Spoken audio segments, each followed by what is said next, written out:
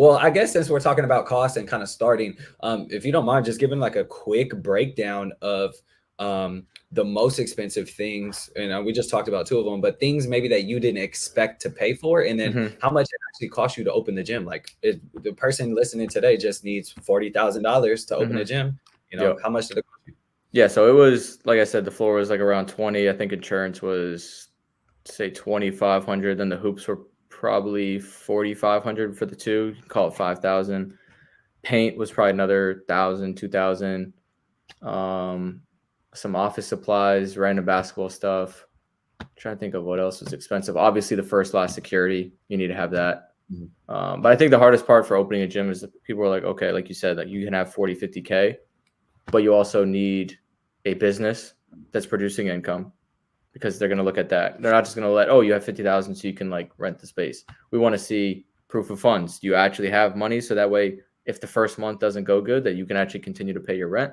Do you have a legitimate business? Do you have a proof of concept? Most people go in, they're like, hey, I just kind of want to open a gym because I'm passionate about it. That's great, but passion doesn't pay the landlord.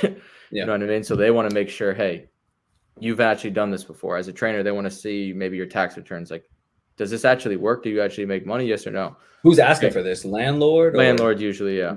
Just to kind of protect them, so that way there's not like 2 months in, I can't pay for it, and then they have to evict me and pay for all these lawyer fees and then all that shit. So it's the same shit with real estate. I'm a realtor. Yeah, exactly. So same shit. I guess, did you have to, a lot of people always get caught up, you know, TikTok started an LLC doing that. Did you have one or not yet? Yeah, I had an LLC already for I think a year or two before that, because I was doing all the training stuff. So I was a business for about a year or two doing the actual training stuff before I went and got the gym.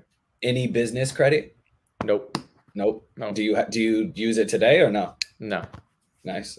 Which looking back, like, oh, maybe especially during that time, if I knew that, I was obviously that was cheap money. Yeah, I would have had it for 1%. Like, ridiculous. So if I knew that then, I would have. Which I think it was early COVID, so a lot of those rates haven't really dropped hard to that point yet. But if I knew that then, I definitely would have done that.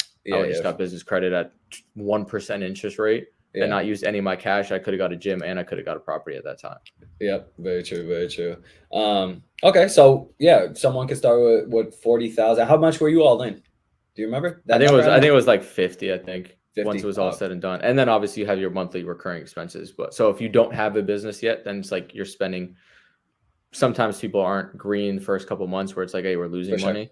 But I was in a position where I had all the clientele, so I was just able to transfer all that clientele from that gym to this gym. So I was already making money on the first month. So which is very helpful. Yeah, no, I agree.